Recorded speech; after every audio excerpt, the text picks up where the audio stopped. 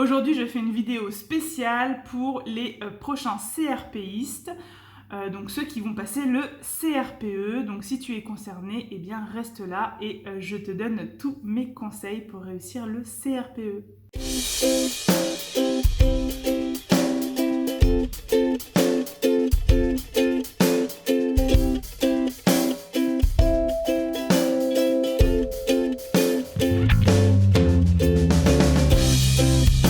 Alors bien évidemment, moi quand j'ai passé le CRPE, donc c'était en 2021, le CRPE n'avait pas été encore modifié, mais quoi qu'il en soit, mes conseils sont complètement applicables, même avec cette nouvelle formule. Alors mon premier conseil, c'est tout simplement, plus tu t'y prends tôt, et mieux c'est. Alors oui, bien évidemment, tout le monde va te dire, profite de tes vacances, etc. Ok. Moi, personnellement, j'ai commencé en juin 2020 à m'inscrire, donc à chercher un organisme, à me documenter sur ce que c'était le CRPE, comment les personnes qui ont réussi le CRPE s'y sont prises. Et donc, voilà, je me suis inscrite avec Objectif CRPE. Bon, je vous les recommande à 100%, hein, voilà. Mais, et du coup, j'ai pu profiter de tout l'été pour avancer à mon rythme et à faire les remises à niveau. Si cependant, pendant cet été, tu travailles, eh bien, tu peux aussi commencer en septembre. Il y a plein de personnes qui commencent seulement en septembre à s'y mettre et qui l'ont aussi. Mais je te parle ici de mes conseils et de ce qui a marché pour moi.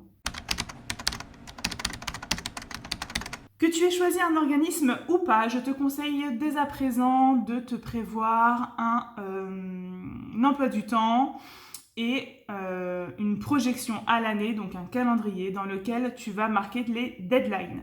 Les deadlines pour t'inscrire, pour finir tes oraux, en tout cas préparer tes oraux, les finir, finir tes remises à niveau, etc.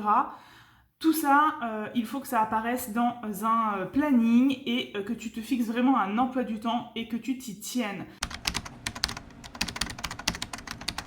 Cet emploi du temps, c'est ton garde-fou qui va te permettre de fixer un rendez-vous avec toi-même. Oui, parce que dans cet emploi du temps, tu ne vas pas marquer que ce qui concerne le CRPE. Tu vas aussi marquer des moments pour toi et pour prendre soin de toi, pour faire des lectures plaisir, pour aller au sport, pour faire une sortie avec des amis, parce que tu en auras besoin. Préparer le concours, c'est clairement un marathon. Et donc, tu as besoin de t'économiser. Donc, ne fais pas l'erreur de ne jamais sortir, de ne pas prendre soin de toi et de rester non-stop derrière ton PC à bosser. Tu as besoin de prendre du temps et donc de prendre du temps pour toi.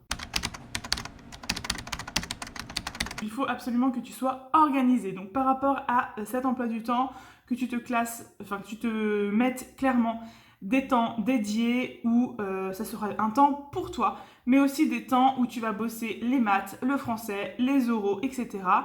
Et ce sont clairement des rendez-vous, donc tu ne fixes rien d'autre à la place. Tu auras besoin certainement de classeurs, de to-do list, et puis évidemment d'un agenda pour pouvoir t'organiser, que ce soit un agenda numérique ou papier. À toi de voir ce que tu préfères.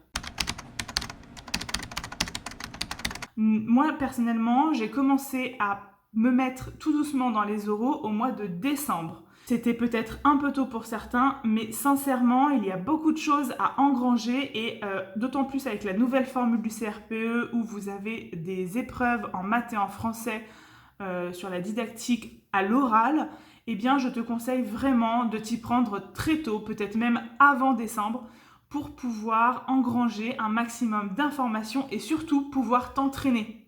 Oui, il faut absolument que tu t'entraînes comme si tu passais ton CRPE. C'est à force de t'entraîner que tu vas réussir à gagner en confiance en toi et que tu vas prendre des automatismes. Si tu peux également avoir un groupe d'entraide, alors nous on était un trinôme, on a commencé en binôme puis en trinôme et sincèrement, c'était beaucoup plus motivant de travailler ensemble, même si on n'habitait pas forcément les unes à côté des autres. On allait passer le CRPE dans la même académie et donc on a travaillé ensemble les oraux, mais aussi les écrits.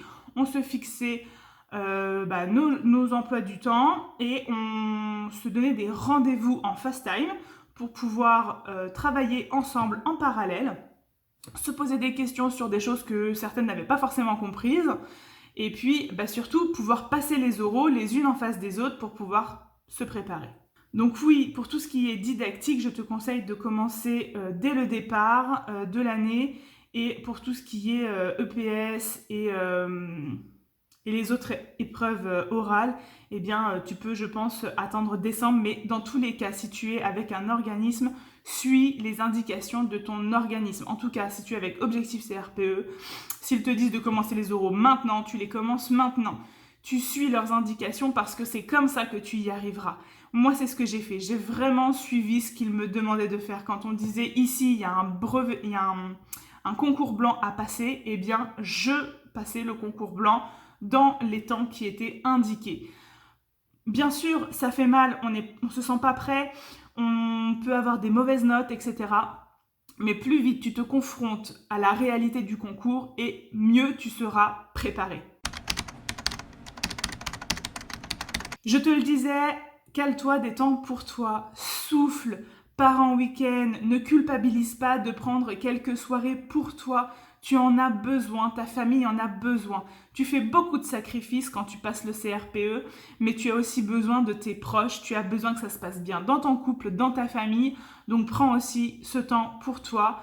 Préviens ton conjoint que bien évidemment ça va être compliqué, mais ou ta compagne, mais prends vraiment du temps aussi pour toi et pour vous parce que c'est vraiment important. N'oublie pas, c'est un marathon, ce n'est pas un sprint. De plus, ces moments vont permettre à ton cerveau d'assimiler les connaissances que tu engranges. Si tu es constamment en train de mettre des connaissances nouvelles dans ton cerveau sans faire de pause, eh bien ton cerveau ne pourra pas assimiler correctement les choses. Pareil, n'oublie pas de dormir. C'est pendant ton sommeil que ton cerveau assimile tout ce que tu as engrangé dans la journée. Donc arrête de te coucher à 4 heures pour te lever à 6 heures. Clairement, c'est pas assez.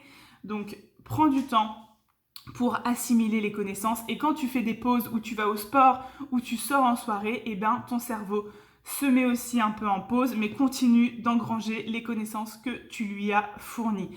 C'est une fausse croyance de croire que lorsque l'on travaille non-stop, le cerveau retient tout. Non, il a besoin de pause. Pour pouvoir organiser tes temps de travail, tu peux essayer la méthode de Podomo. Donc en gros, tu prends une tâche, tu la réalises pendant 25 minutes, puis tu fais une pause de 5 minutes. Tu retravailles pendant 25 minutes et tu refais une pause de 5 minutes, etc., etc. Et pendant toutes les 4 sessions, tu fais des pauses plus longues de 15 à 20 minutes. Personnellement, je ne l'ai jamais mis en place, mais il paraît que ça marche plutôt bien. Il y a d'autres méthodes également que tu peux tester, tu trouveras tout sur Internet. Donc n'hésite pas à aller te renseigner là-dessus. Personnellement, je n'ai pas réussi à le mettre en place, mais peut-être que ce conseil te permettra à toi de travailler de manière plus efficiente.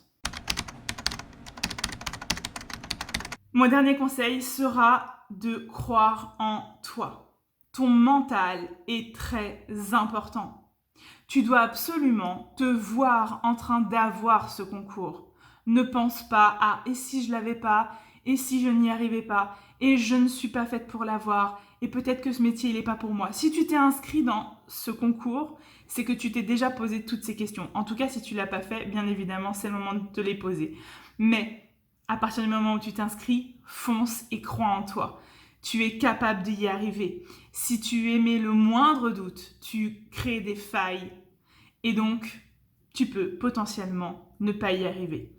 Mais si tu crois vraiment en toi, si tu es persuadé que tu vas avoir ce concours et que tu ne laisses aucune possibilité que tu ne l'aies pas, eh bien tu l'auras. En tout cas, ça a marché pour moi et pour quelques personnes autour de moi. Et voilà, j'en ai fini avec mes conseils. En tout cas, si tu suis ces conseils, je suis persuadée que tout se passera bien pour toi. Je n'ai pas la science infuse.